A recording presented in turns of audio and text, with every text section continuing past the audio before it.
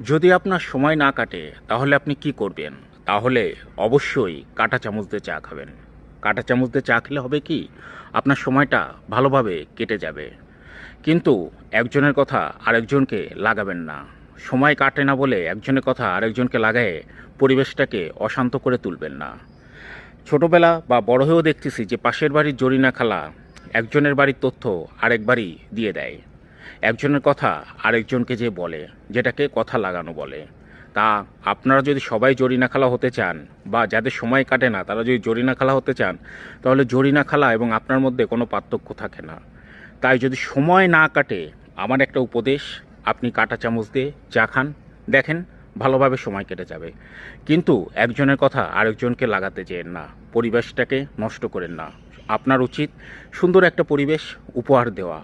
আর যদি সুন্দর পরিবেশ উপহার দিতে না পারেন, তাহলে ওই যে কাঁটা চামচ দিয়ে চা খান, সময় কেটে যাবে। ধন্যবাদ।